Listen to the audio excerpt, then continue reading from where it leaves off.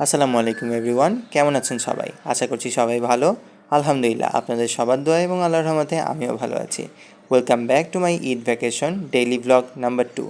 আজকে যাচ্ছি গাইবান্ধা, আমার মায়ের দাদুর বাসা। তাই সকাল সকাল চলে এসেছি গাড়িটার মর্নিং চেক আপ করে কোল্ড স্টার্ট দিতে।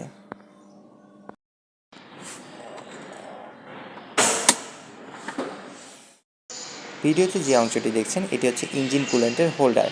এর ভিতরে ইঞ্জিন কুলেন্ট লেভেল কমে যাওয়ার কারণে আমি ভাবছিলাম এর ভিতরে ইঞ্জিন কুলেন্ট একটু পরিমাণে ঢেলে দিব। আর পাশের এই অংশটা হচ্ছে রেডিয়েটর, যার ভিতরে ইঞ্জিন কুলেন্ট ওই পট থেকে এসে জমা হয়। শুধু এই দুইটাই না, আরও অন্যান্য বিষয়ে চেকিং করার দরকার ছিল, যেমন break oil, gear oil, engine oil. যাই হোক, আমি এর ভিতরে কুলেন্ট ঢেলে দিয়েছি। লাগানোর সময় খুবই কেয়ারফুল থাকতে হবে, বিকজ এটা যেন কোনো অংশেই খুলে না থাকে। খুলে থাকলে কিন্তু কুলেন্টগুলো ভ্যাপারাইজড হয়ে যায়। সো অনেক ঠিকঠাক করে শক্ত করে লাগিয়ে দেওয়ার পর আমি জায়গাটা থেকে সরে আসি। অ্যান্ড এই পটটা হচ্ছে আমার কুলেন্টের বটল। সো আমরা গাড়িতে এই কুলেন্টটাই ইউজ করি। আলহামদুলিল্লাহ, সব কিছু চেকিং শেষ, কোল্ড স্টার্ট দিয়ে দিয়েছি। এবার একটা রেপ দেওয়া যাক। ইঞ্জিন অয়েল চেকিংয়ের টাইমে এখানে একটু ইঞ্জিন অয়েল পড়ে গিয়েছিলো, সো আমি এটাকে ওয়াশ করে দিচ্ছি। আপনারা একটু কাইন্ডলি কেয়ারফুল থাকবেন নিজেদের গাড়ির বিষয়ে, কারণ এই দাগগুলো কিন্তু পেইন্টের উপর মারাত্মকভাবে ইফেক্ট ফেলে এবং পেইন্ট ফেড করে দেয়। যাই হোক, অনেক কথা বললাম, এইবার বিসমিল্লাহ বলে রওনা দেওয়ার পালা। ও আচ্ছা, এর মধ্যে ঘটে গেছে আরেকটা মজার ঘটনা।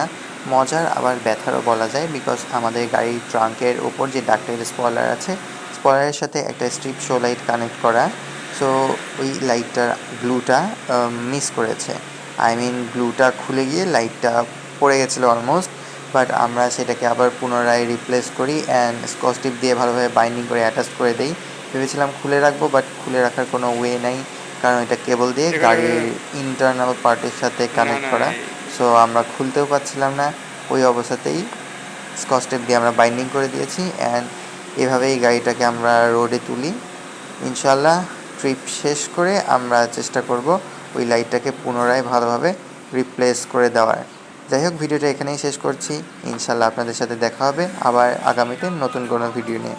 সবাই ভালো থাকবেন, সুস্থ থাকবেন, দোয়া রাখবেন আমার জন্য। আসসালামু আলাইকুম।